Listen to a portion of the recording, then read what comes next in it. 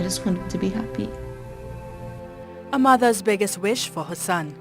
Michelle, like many others, is worried about the quality of life her son is destined to live in a society that does very little to cater to citizens with special needs.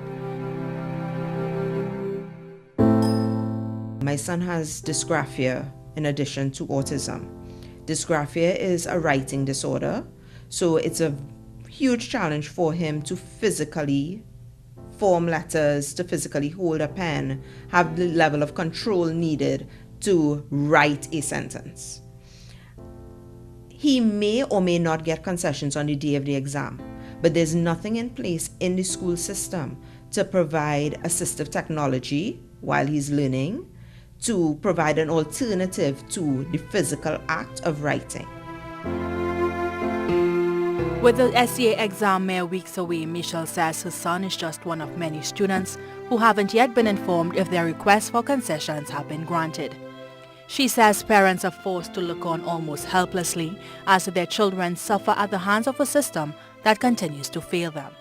Parents are seeing their children struggling in school. They're going to the Ministry of Education and they're not getting any responses. There are not enough aids in the system.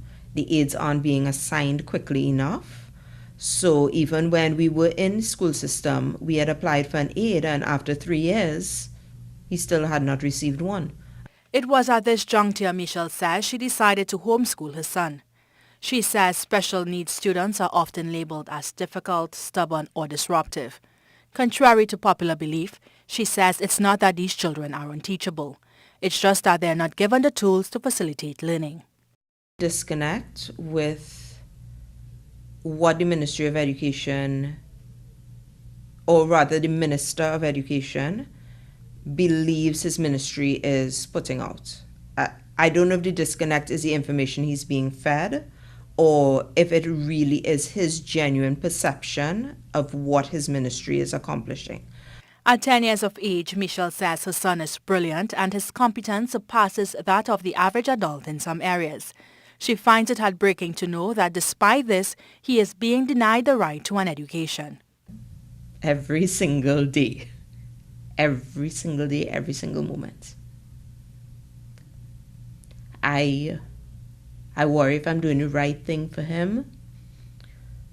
Homeschooling him, I wonder if I'm doing enough. I wonder if what I'm doing with him will allow him the opportunity to be able to access university education when that time reaches. I wonder if he will be able to cope. Would he be prepared for a life without me always being his right hand? Michelle says her son accepts his autism but struggles with being different. He often voices his longing to fit in and be accepted by his peers. He sees other children. He sees their experiences. And he recognizes, he understands, he appreciates his autism. He has said already in the past that if he wasn't autistic, he wouldn't be this smart. He also struggles with being different. He struggles with being homeschooled because he wants to be in a school and he wants to be able to have the opportunity to try and interact with other children. And that isn't there for him right now. Michelle is determined to make life the best that it could be for her son. She says the Ministry of Education has a responsibility to meet the educational needs of all students. Dionne Baptiste, TTT News.